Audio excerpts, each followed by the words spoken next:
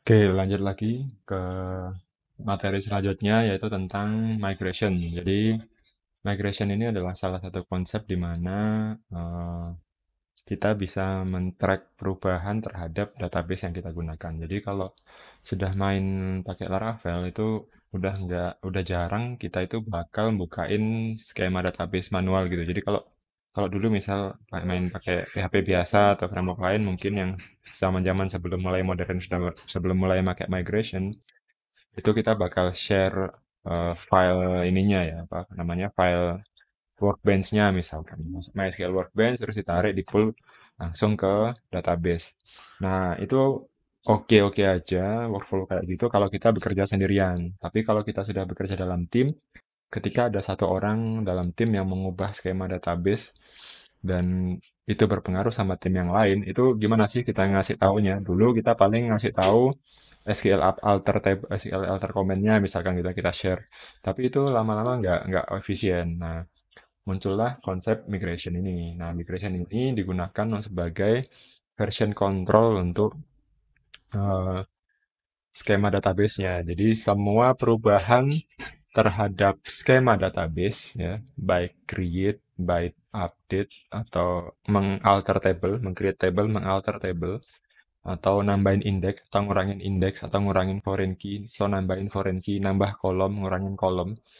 Jadi semua yang ada hubungannya sama creation dan alter itu biasanya harus tercatat di dalam migration. Jadi migration ini sebagai pencatat perubahan-perubahan terhadap database yang ada di situ. Nah, ketika kita sama tim, ketika saya merubah satu kolom, itu saya harus melakukan perubahan itu di dalam migration. Jadi ketika nanti teman saya atau tim saya nge-pull code dari GitHub, itu dia yang akan dilakukan adalah melakukan artisan migrate. Jadi si artisannya bakal ngecek, oh sekarang database ini di migration ke berapa gitu. Oh nanti ini ternyata tertinggal beberapa migration di belakang. Oke, dia nanti akan memigrate sesuai dengan migration yang ada sesuai dengan perintah yang ada di migration tadi. Nah, ini konsep yang sangat memudahkan untuk pengembangan development yang ada hubungannya sama database. Cuma untuk pemula ini akan sedikit ribet, sedikit apa ya, sedikit pasti kagok, tapi it's not a problem, pasti bisa dipelajari. Nah, itu masalah what and why-nya. Terus sekarang gimana caranya? Tadi kita sudah generate ya.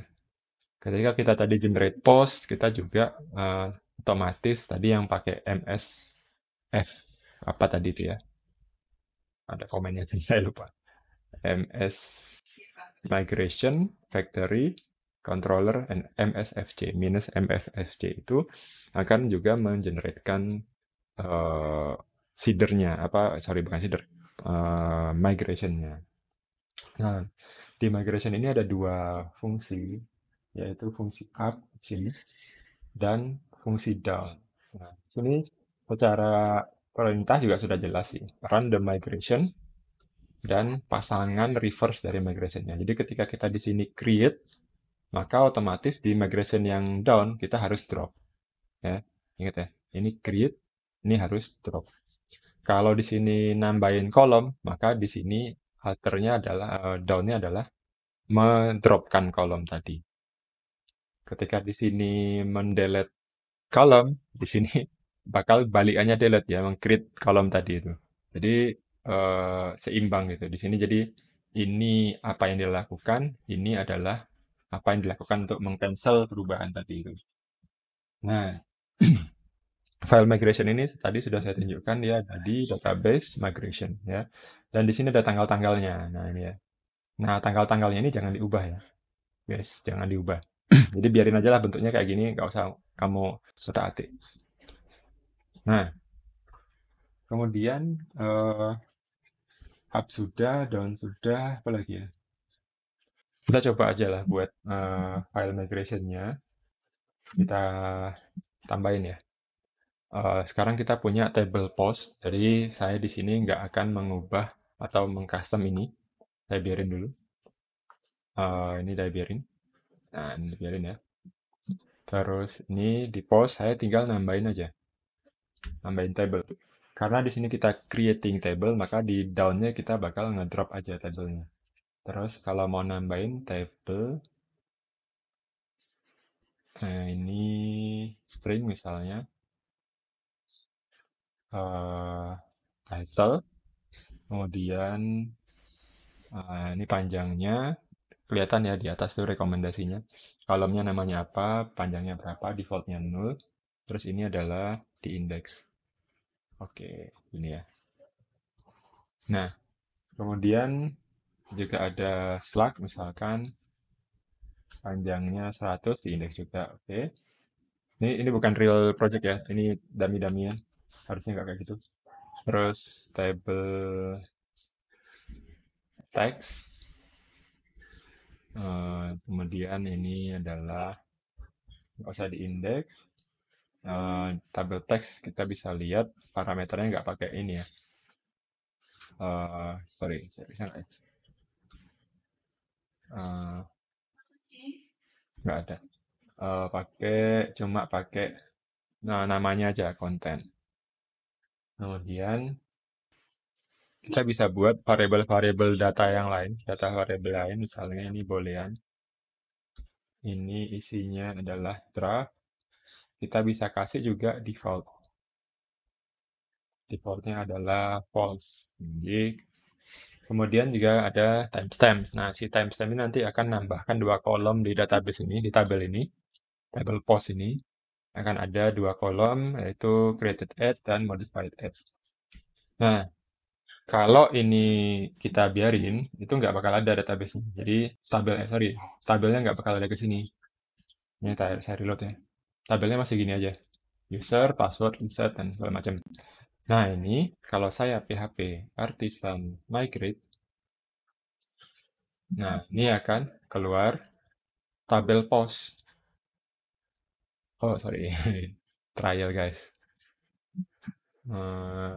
Bakal keluar tabel post. Tabel postnya sesuai dengan ini. ID, title, slug, content, draft, created add, dan updated add. Si created dan updated add ini dibuat oleh si timestamp. Draft ini nanti tipe datanya teks, konten ini isinya segala macam gini. Kalau kita mau nambah satu row nanti bakal kelihatan. Oke, nah itu yang terjadi dengan migration. Nah, kalau migrate apa ya? Rollback. Nah, ini kalau kita rollback, kita mundur satu langkah. Akhirnya nanti di sini, sorry, ini ditutup dulu. Saya reload. Tabel ngajar post doesn't exist. Oke, benar. Jadi,